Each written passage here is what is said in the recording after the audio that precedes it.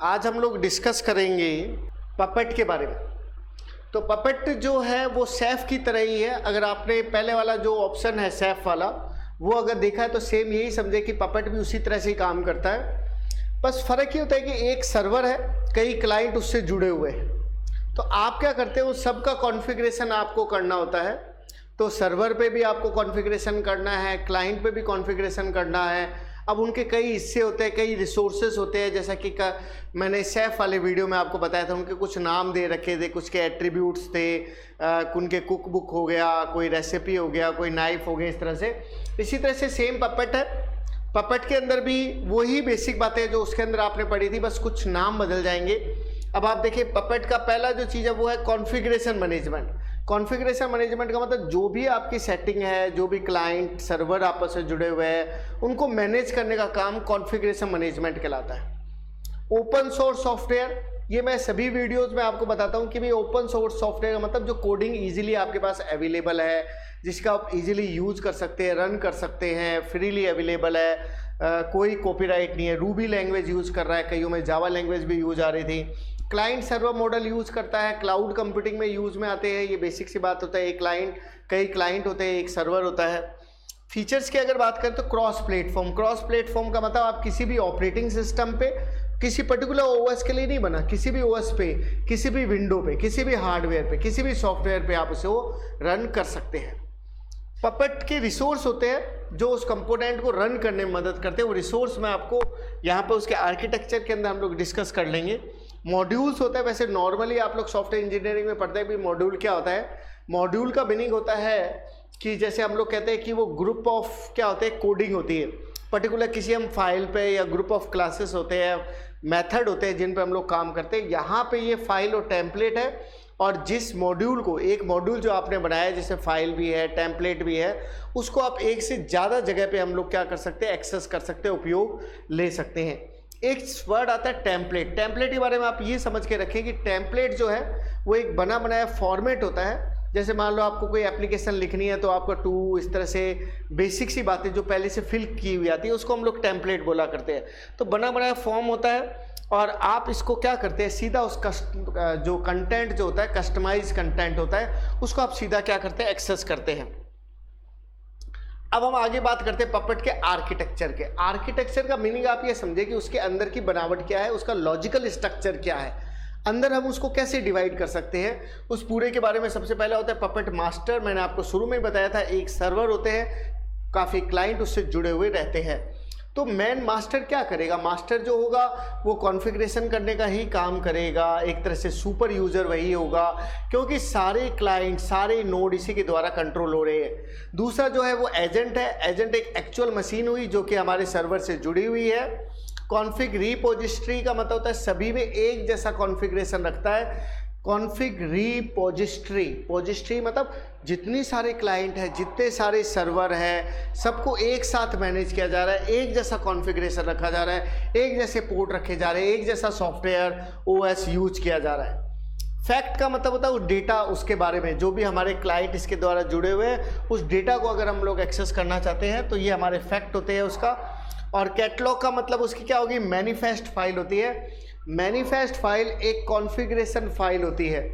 तो configuration file जिसमें configuration का काम होता है, सर्वर कहाँ से जुड़ेगा, पोर्ट नंबर क्या होगा, ये सब जानकारी उसके अंदर होती है।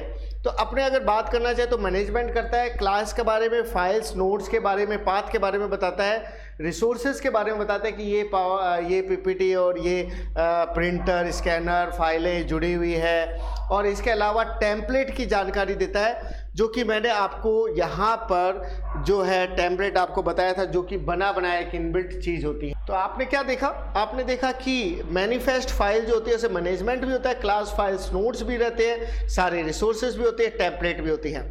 आप चाहें तो उसमें कमांड भी यूज कर सकते हैं, जैसे get, edit, configuration, get configuration, configuration change करने के लिए, एक्सेस करने के लिए, एडिट करने के लिए, कॉपी करने के लिए, डिलीट करने के लिए, इस तरह से।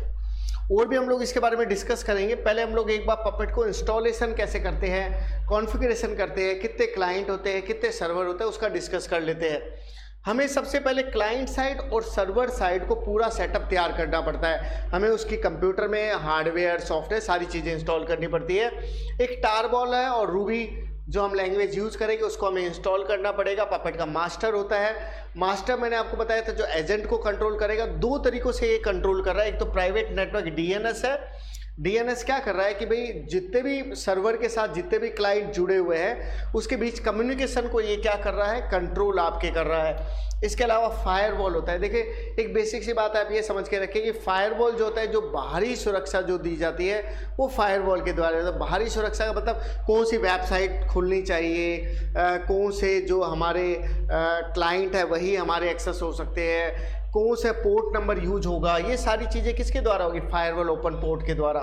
ये तो कम्युनिकेशन का काम करे, बाहरी सुरक्षा का काम करे। पपेट एजेंट मैंने आपको बताया था जितने भी क्लाइंट कंप्यूटर जुड़े हुए हैं उसमें virtual computer virtual software use किया जाता है।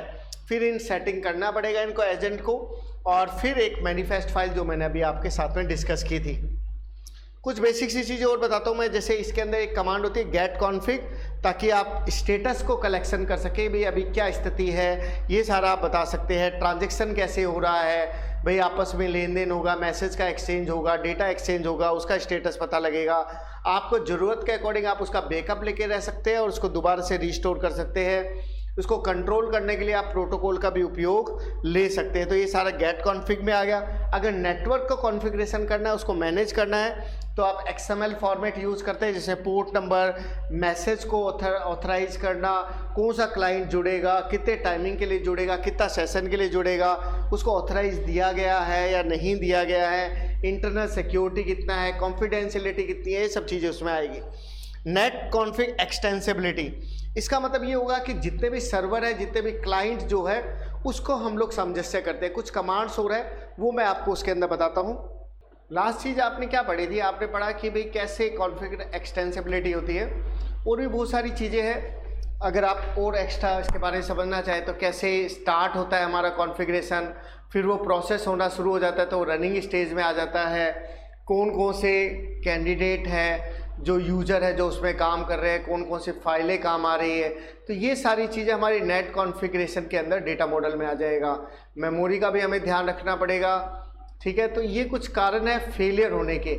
इनकन्सिस्टेंसी, लगातार काम नहीं करते, मेमोरी कम पड़ जाए, और हमारा ट्रांजैक्शन अगर एक्टिवेट नहीं है। अगली जो चीज़ है नेटवर्क वाइड ट्रांजैक्शन की अगर बात करते हैं तो कॉन्फ़िगरेशन को चेंज कर सकते हैं, आप चेक कर सकते हैं यूज़र के वैलिडेशन को, और ये देख सकते हैं कि कौन से पार्टिसिपेंट जो काम कर रहे हैं वो सही है या गलत है। कुछ ऑपरेशंस की फाइल्स है, जैसे सबसे पहले आप हेलो ऑपरेशन यूज़ करेंगे। गेट कॉन्फिग अभी मैंने आपको बताया था, कॉन्फ़िगरेशन को एक्सेस करना, बदलाव करना, उसको कॉपी करना, डिलीट करना, लॉक करना, ऑपरेशंस करना, क्लोज सेशन करना, किल करना सेशन को। जो सेशन मतलब क्या होगा, जो हमारा वर्क अभी चल रहा है, जो प्रोसेस हमारा चल रहा है उसको हम बंद भी कर सकते हैं। वैलिडेशन देना, कमिट करना, उसको सेव कर देना, और क्रिएट और सब्सक्राइब ऑपरेशन करना। तो ये सारी चीज़ें इसके अंदर क्या हो जाएगी, हमारे नेट कॉन्फिग ऑपरेशन के अंदर हम लोग शामिल कर लेंगे। तो ये हमारा हुआ टॉपिक कवर पपेट।